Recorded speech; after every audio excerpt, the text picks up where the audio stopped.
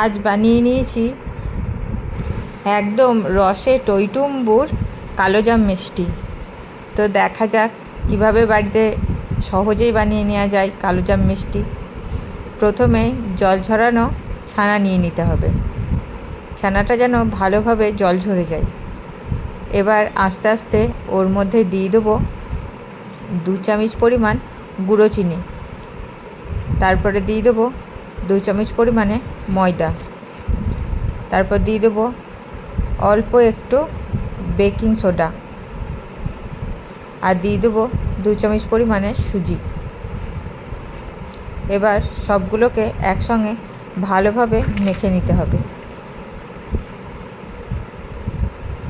এরপরে ওর মধ্যে দিয়ে দেবো কিছুটা পরিমাণে খোয়া ক্ষীর। খোয়া ক্ষীরটাকে ভালোভাবে হাতের সাহায্যে ভেঙে গুঁড়িয়ে নিতে হবে। এবার হাতের তালু দিয়ে ভালোভাবে ডলে ডলে মেখে নিতে হবে। যতক্ষণ না থালা থেকে মণ্ডটা ভালোভাবে উঠে আসে ততক্ষণ পর্যন্ত হাতের তালু দিয়ে ডলে ডলে মেখে নিতে হবে। যত মসৃণভাবে মাখা হবে মিষ্টি তত সুন্দর হবে।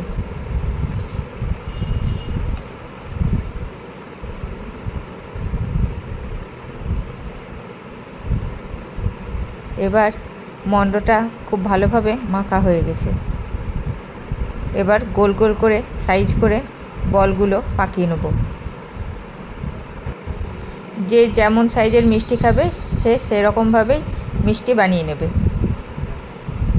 ভালোভাবে দেখে নিতে হবে যে মিষ্টির গাগুলো ফেটে যাচ্ছে কিনা। যদি মিষ্টির গাগুলো না ফাটে তার মানে জানতে হবে যে ছানা মাখাটা একদম পারফেক্ট হয়েছে। দেখো আমার বল কিন্তু একটুও ফেটে যাচ্ছে না। সব মিষ্টিগুলো বানানো আমার হয়ে গেছে। এবার বানিয়ে নেব চিনির শিরা। দিয়ে দেবো 1.5 কাপ পরিমাণে চিনি আর দিয়ে দেবো 1 কাপ পরিমাণে জল।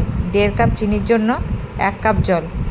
এরকমভাবেই চিনির শিরাটা বানিয়ে নিতে হবে। এরপর দিয়ে দেবো ওই শিরার মধ্যে 3টে এলাচ ফাটিয়ে নেওয়া। ভালোভাবে চিনিটাকে ফুটতে দেবো। চিনির শিরাটা ভালোভাবে ফুটে উঠলে ঢাকা দিয়ে রেখে দেবো পাশে। এবার একটা কড়াইয়ের মধ্যে বেশ খানিকটা সাদা তেল গরম করে নেব।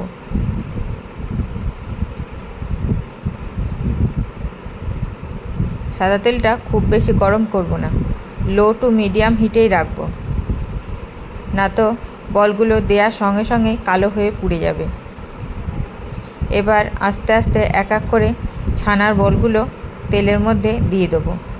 খুব বেশি পরিমাণ দিলে হবে না, কারণ তেলে যখনই জিনিসটা ভাজা হবে তখনই সেটার সাইজ আস্তে আস্তে বেড়ে যাবে। তার জন্য অল্প অল্প করে ব্যাচ ওয়াইজ ভাজতে হবে। দেখো আমার মিষ্টিগুলো ভাজার সঙ্গে সঙ্গে কত সুন্দর বড় বড় হয়ে ফুলে উঠেছে। ভাজা কমপ্লিট।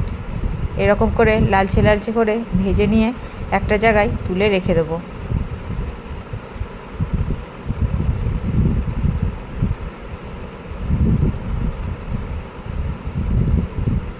বাকি যে বলগুলো আছে সেগুলোকেও দিয়ে দেবো তেলের মধ্যে।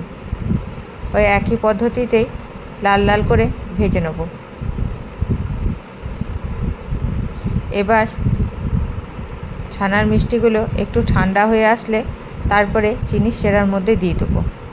তারপর 2 ঘন্টা রেখে দিলেই তৈরি হয়ে গেল আমাদের বাড়িতেই বানানো কালোজাম মিষ্টি।